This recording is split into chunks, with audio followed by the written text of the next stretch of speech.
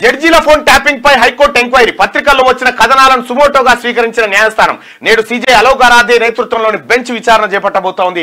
గత బీఆర్ఎస్ సర్కార్ రాజకీయ ప్రత్యర్థులతో పాటు జడ్జీల ఫోన్లు ట్యాప్ చేసిందంటూ పత్రికల్లో వచ్చిన కథనాలపై హైకోర్టు స్పందించింది. ఫోన్ ట్యాపింగ్ వ్యవహారాన్ని సుమోటోగా పరిగణలోకి తీసుకున్నది. మంగళవారం ఈ పిటిషన్ పై విచారణ చేపట్టనుంది. టీఎస్పీఎస్సీ పేపర్ల లీకేజీ వ్యవహారంలో అప్పటి మంత్రి కేటీఆర్ ను విమర్శించిన ప్రతి నేతతో పాటు హైకోర్టు జడ్జీల ఫోన్లు ట్యాప్ చేసినట్టు బీఆర్ఎస్ హయాంలో ఎస్ఐబిలో పనిచేసిన ఏఎస్పీ భుజంగరావు అంగీకరించినట్టుగా వార్తలు వచ్చిన నేపథ్యంలో సుమోటో అంటే ఇది ఫస్ట్ సుమోటో అంటే ఎవరు కంప్లైంట్ చేయకపోయినప్పటికీ ఆ విషయం కోర్టు దృష్టిలో పేపర్ ద్వారా లేకపోతే ఇతర మాధ్యమం ద్వారా వస్తే దాన్ని సుమోటోగా స్వీకరించి ఎంక్వైరీ చేసేటువంటి అధికారం న్యాయస్థానానికి ఉంది.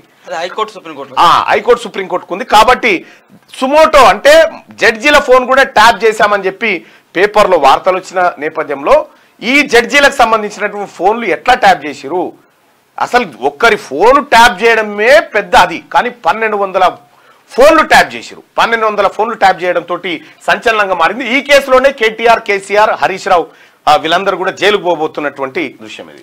అయితే ఇందులో ఇంకొక కీలకమైన విషయం ఏంటంటే సో పత్రికలో వార్తలు వచ్చినాయి అనేది ఒకటే ఇష్యూ కాదు ఇక్కడ. సో పత్రికలో వార్తలు ఎట్లా వచ్చినాయి అంటే ఏదైతే ఎంక్వైరీ చేసినటువంటి సిట్ ఉందో ఫోన్ ట్యాపింగ్ మీద ఎంక్వైరీ చేసిన సిట్ ఏం చేసిందంటే చార్జ్ షీట్ ఫైల్ చేసింది కోర్టులో చార్జ్ షీట్ ఎట్లా ఫైల్ చేసిందంటే ఈ భుజంగరావు అంటే వాంగ్మూలం కన్ఫెషన్ స్టేట్మెంట్ తీసుకుని కన్ఫెషన్ స్టేట్మెంట్ లో ఎవరెవరు ఫోన్లు ఎట్లా ట్యాప్ చేసాం అనేది చేసినప్పుడు సో క్లియర్ గా ఆ చార్జ్ షీట్ ఆధారంగా పేపర్ వార్తలు రాసినాయి. సో పేపర్ లేదు ఊహించి వార్తలు రాయాలా. సో సిట్ ఇన్వెస్టిగేషన్ చేసినటువంటి టీం భుజంగరావు దగ్గర నుంచి తీసుకున్నటువంటి ఊహాజనిత వార్త కాదు, నిజంగా ఫోన్లు ట్యాప్ అయినాయి అనేది ఒక సిట్ వేసినటువంటి ఛార్జ్ షీట్ ద్వారా. సో ఆ ఛార్జ్ షీట్ లో కూడా కన్ఫెషన్ స్టేట్మెంట్ ఏం ఫైనల్ కాదు, మళ్ళీ అది కూడా చెప్పాలి.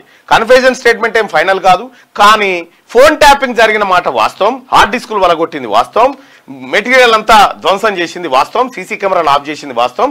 ఈ కేసులో సుప్రీం అనేటువంటి కేసీఆర్ మొదటి ముద్దాయిదిగా ఉండబోతా ఉండు. కేటీ రామారావు ఉంటాడు, ఆ తర్వాత హరీష్ రావు ఉంటాడు, ఐ న్యూస్ ఎండి, అలాగే నమస్తే తెలంగాణ దినపత్రిక ఎండి దివికొండ దామోదర్ రావు, ఈ గ్యాంగ్ ఈ ముఠా అంతా దీంట్లో ఉంది.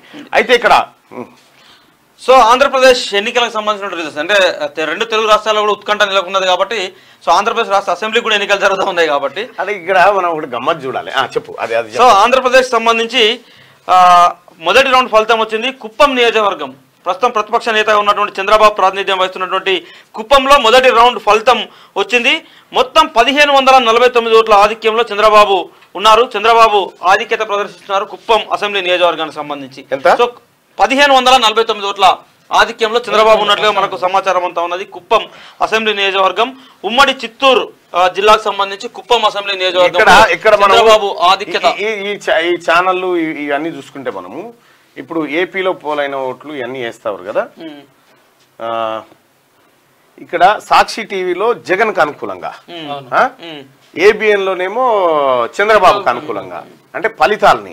ఇక కుప్పంలో చంద్రబాబు ఆధిక్యం ఉంటే సాక్షిలో ఉండదు అది. అయితే దాన్ని కూడా తప్పడానికి లేదు.